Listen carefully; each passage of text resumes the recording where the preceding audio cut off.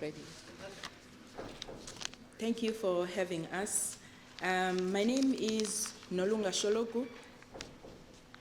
I'm a community links with Donegal Intercultural platform. I want to greet you this afternoon in the name of Donegal Intercultural platform. So we stand for equality, inclusion, anti-racism, and human rights. Paul Kennan is the coordinator of the project. So he is my mentor, my supervisor, my colleague, and my boss. So, and I just want to tell you about who we are and what we believe in. We are a non-governmental organization that welcomes people who are interested in building respect, celebrating diversity, promoting equality, and defending human rights in Donegal. DIP is an organization that opposes discrimination and racism across the country. So we represent the priorities for minority across Donegal, and we are widely recognized by Black and minority ethnic communities, state agencies as the most represented forum for the intercultural inclusion. So we are committed in campaigning to establish a more inclusive and welcoming anti-racist society. So the platform is making a difference in Donegal. It was founded in 2009. It was a response to the solidarity work supporting residents in 2 asylum centers in Donegal town.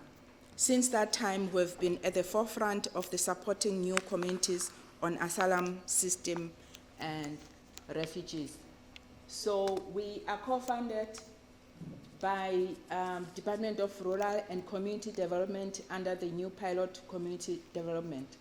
We have our main office in around the library on Oliver Plunkett Road, and now we have the second office next door. So we are 2 staff. In my country, in South Africa, we say it's a 2-man jive. So we are 2 staff. It's me and Paul, and we have 76 volunteers, and we have 80 English conversational volunteers, tutors, and we cover the whole county.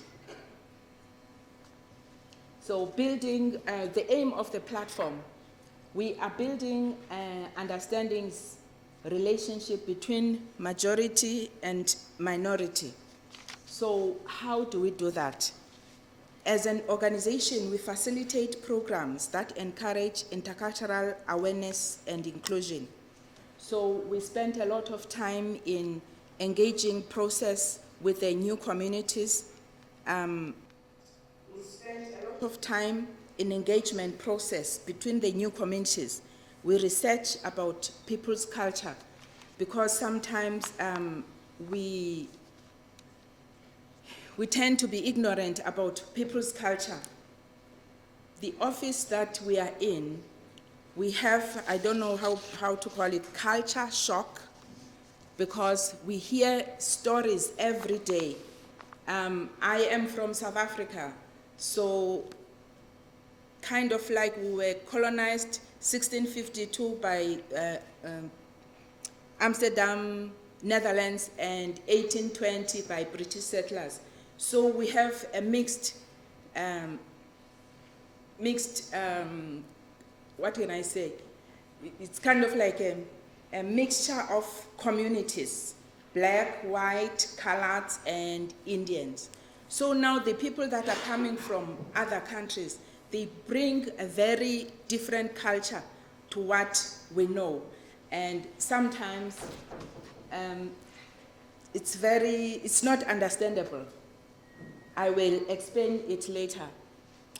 So the other thing, we challenge structural racism and discrimination. We are the voice of the unheard community. We want, through our stories, We want people to change narratives and shift thinking on issues such as racism and unconscious bias. So I have a story of my daughters. I have 4 daughters. I came in Ireland 2001 with 4 daughters. They were aged 6 to 11. And today they are all professionals. So they started primary school here in Letterkenny, and they went to Sligo to do their biomedical degrees for 4 years. They went to NUI and they did their master's degree. And 2 of the girls, they were lucky to receive the scholarship from NUI on different departments. One was in the medical department, I can't remember the other one.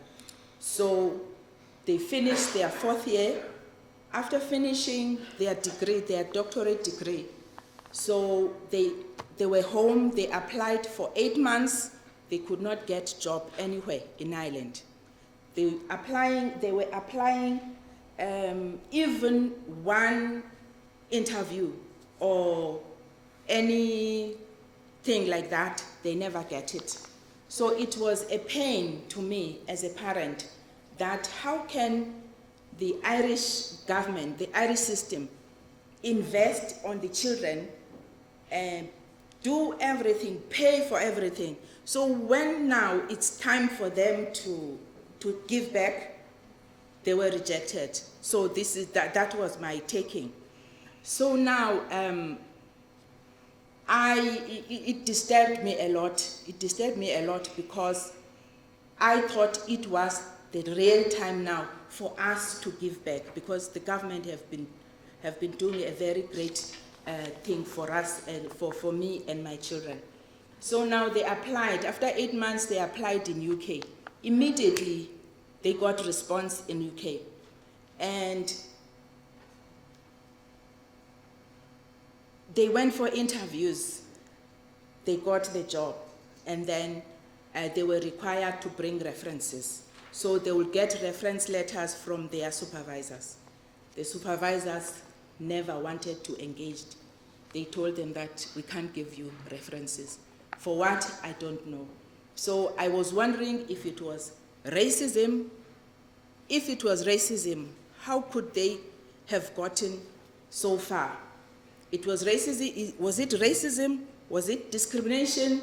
Was it stereotyping? Or it's just silliness of people? I don't know.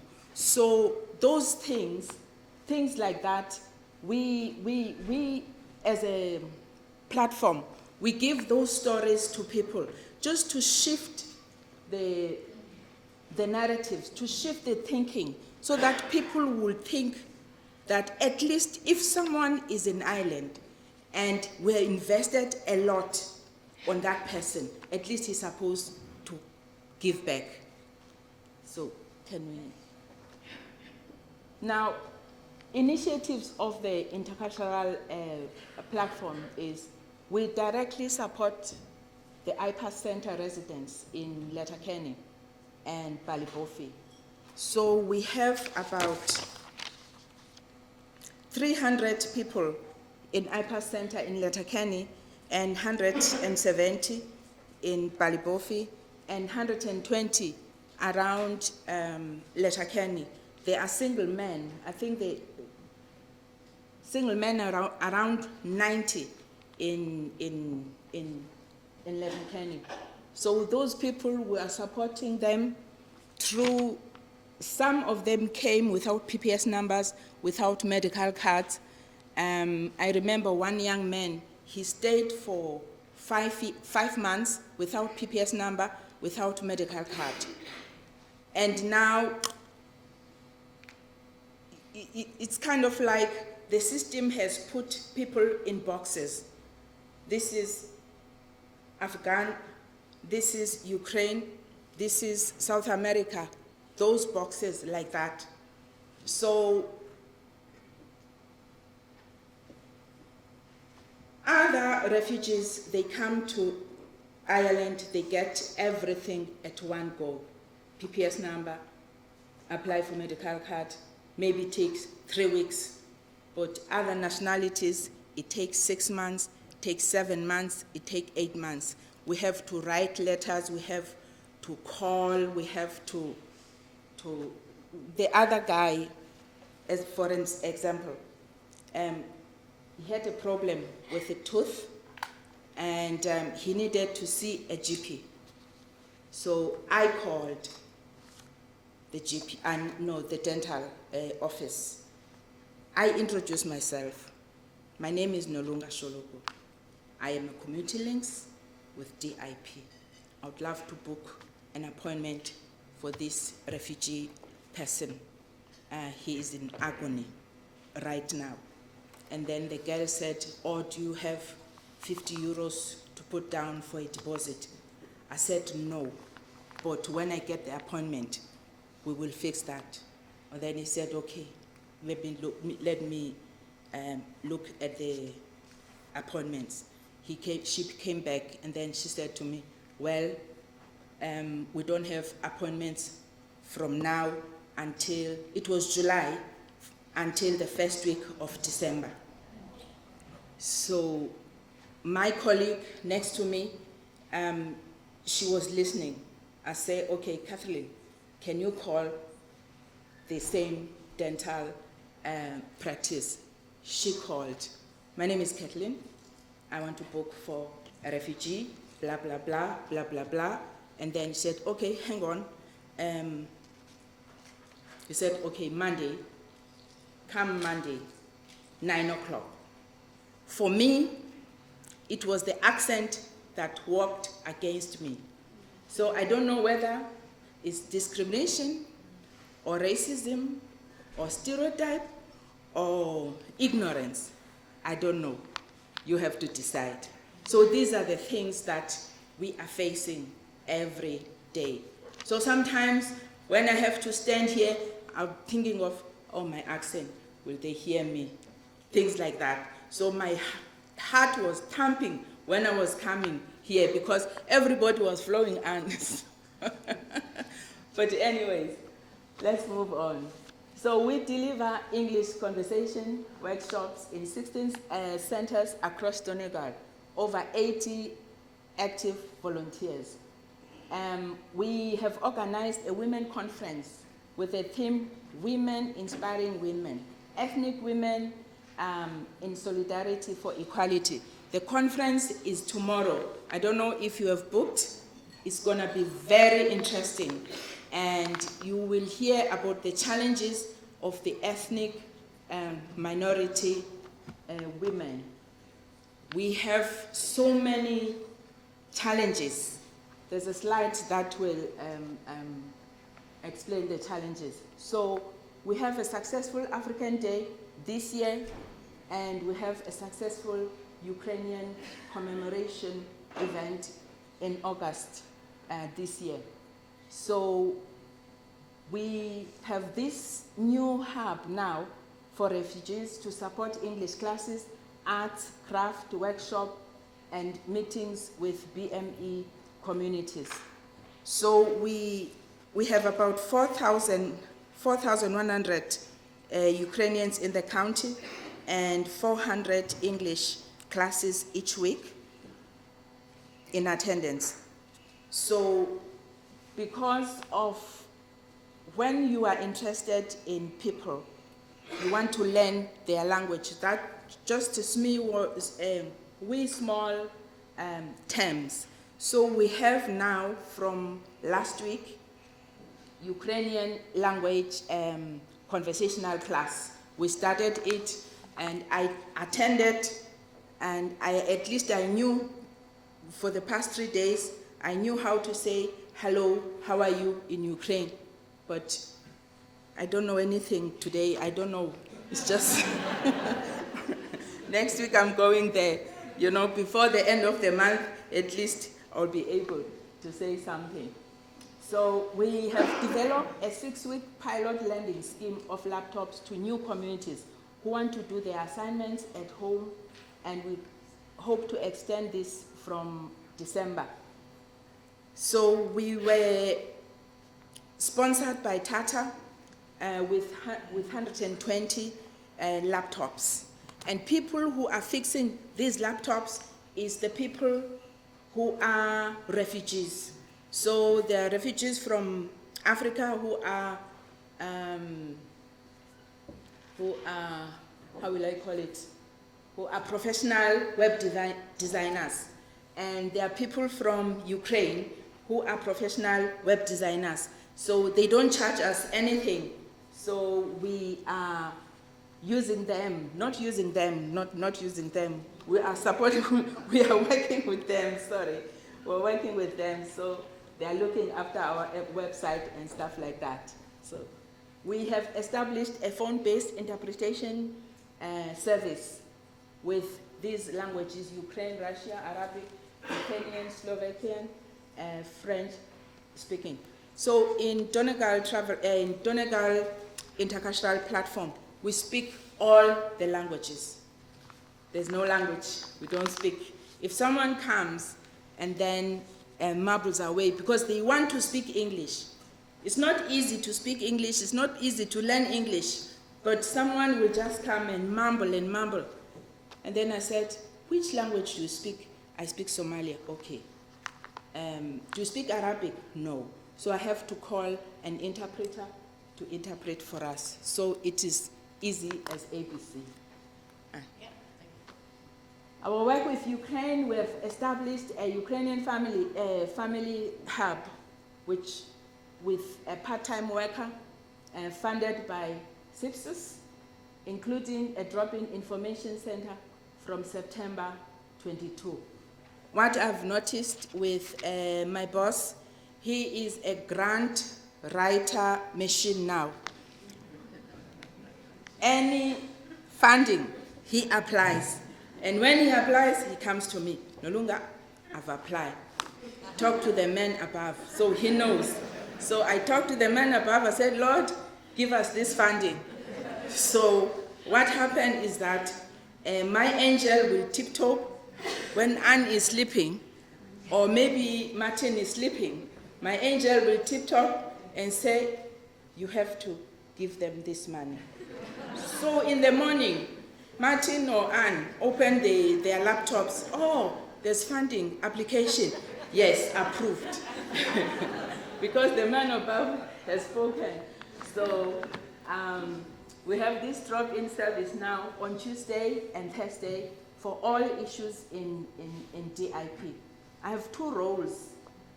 On my first role, I work on Monday and Tuesday. So the issues will wait for me for Wednesday, Thursday, and Friday. So on Friday, we have a CV interviews and unemployment-related issues. So people from all communities, they come for CVs. And we have this simple advocacy leaflet in Arabic and in Ukraine. So we are very, very busy. We are very, very busy. And as Irish will say, we are up to our eyes. So because we have to be county-wide, we have intercultural workshops. We have started in Brunkana, in Balibofi, and we are building the leadership capacity of BM communities and work to expand the representation of and voices on boards and committees. So testimony time. We have published a multilingual health and well-being directory in 8 languages. As I say, we speak all the languages. We have publication and distribution of community health and well-being information bulletin in English, Arabic, Bangla, Russia, French, Romania, Polish, and we have expanded our voluntary board of directors. There are 13 members and 9 are from different background, like Black and minority ethnic. So we've published 3 editions on our intercultural bulletin with copies in 4 languages. So what is nice about all this, my boss was a journalist, so he does everything. He loves his job. Sometimes he comes from 6 to 6 or from 8 to 8. I don't know, maybe he doesn't have life. So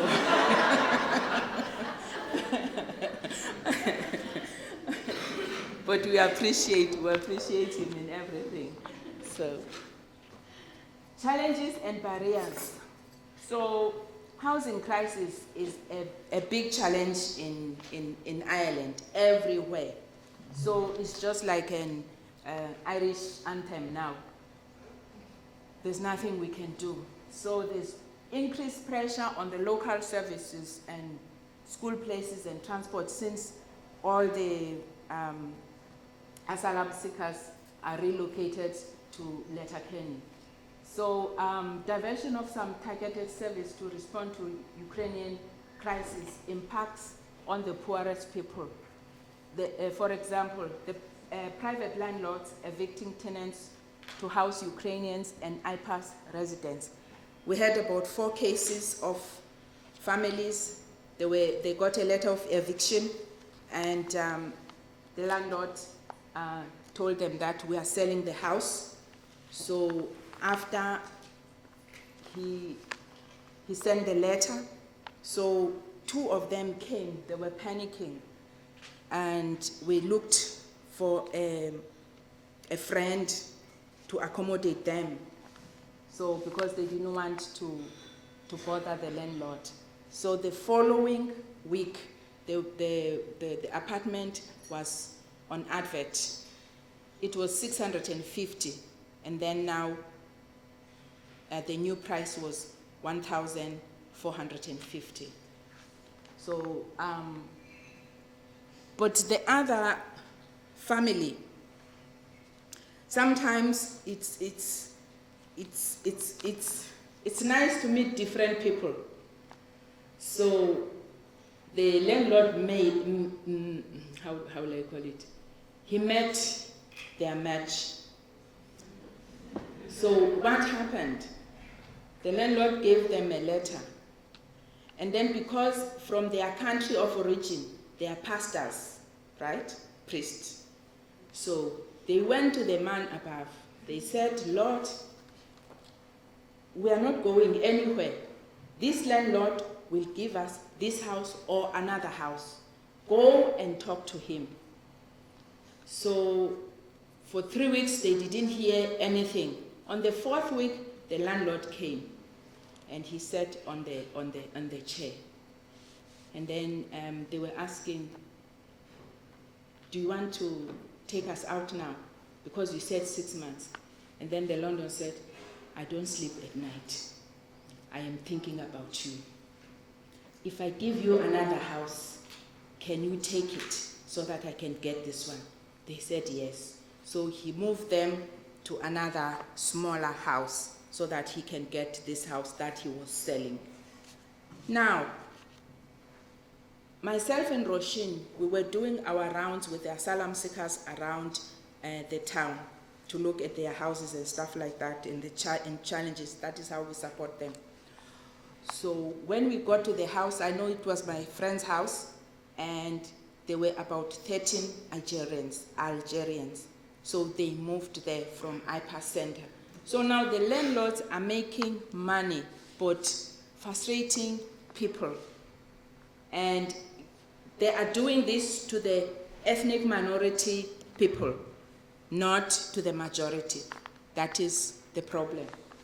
So we are having cases like that, and we just need wisdom. You know, we use wisdom because we don't want to say it's racism. I know it's inflation, and I know it's their time now to arrive, because if they don't use this time, they won't get this money. But now it works against the it works against the comfortability of other people. So the other point, people have no access. They have no access to GPs without PPS number. and medical cards. I've already mentioned that. So there's a major backlog in IPAS Center for people who have been granted their legal document. This is causing anxiety to school children. You know, in school, children, they are not complaining, but when they get to their homes, they are complaining to their mom. So, mom, we have papers. We are granted papers. Why are we still here? Because other children, they said we live in a refugee ghetto. So those little nicknames, they bother children. But because of the housing crisis, there's nothing we can do. So racism and discrimination, conscious and unconscious bias, we are meeting these challenges every day. So domestic violence, stress service, lack of refuge place, and enhanced negative impact for BME communities. So I've mentioned that we have new cultures that we don't understand. Now, there are cultures that a man will just tell the woman that we are divorced. So once the man said we are divorced, the woman has to pick their bags and go. So those women came to us saying that my husband said we are divorced, so I have to live somewhere. I can't live with him, and even according to our religion. I said, okay, let's go to the lawyer. So went to the lawyer, and the lawyer said, this is Ireland, this is not your country.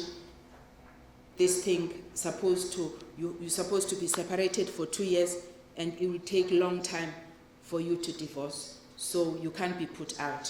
So, but because of their religion, she doesn't know if she goes back what the man will do. So I will take them to the housing, to apply for housing, because they've been in Ireland for more than 6 years. So when we get to the housing, firstly, I told them, go and get the housing application. So when they get to the housing application, front desk office, a woman told the girl that if you are homeless and you don't know where to go, pack your load and go back to your country. So she came back to me, and then two of us went to the office. So when I went to the office, I asked for the man in charge. So we spoke nicely to the man, and he said, okay, give me 3 days. Come back after 3 days. We went there after 3 days, and the accommodation was sorted. So you can't say everybody is a racist. Just one person will say something that people will think Irish people are racist. So these are the things that we need just to have a conversation, to have a conversation and on how to empower these communities that are socially excluded. The other point is employment and lack of access, challenge of English language abilities. This is what Donegal Intercultural platform is standing for. We have these facilities now. Education, limited school places, challenges to recognize qualification. There are people in IPAS Center. Others are doctors. They can't practice in Ireland. Others are nurses, because in Ireland, when you come, you have to have a qualification in Ireland. So all them people that came with qualification, Paul and myself, we have a collaboration with ATU for them to start English fundamental academics. So thank God this year everything went well. Everyone who came with qualifications, doctors, engineers, all the rest, they are starting this English fundamentals through our support. Funding resources to support our work. We have support from CYPSC. Thank you, Anne. We have support from TUSLA, and we have assistance from ETB.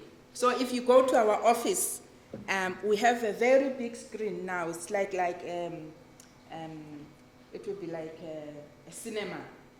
So we are moving forward. We are going from strength to strength, from glory to glory with our offices now. So we are successful. We have a successful application for the IPAS outreach worker for the country. So we'll be doing interviews very soon. And we received from HSC a support for multilingual health and well-being guide. So, we got the funding for Ukrainian from community foundations. So we are funded by the Department of Rural and Community Development.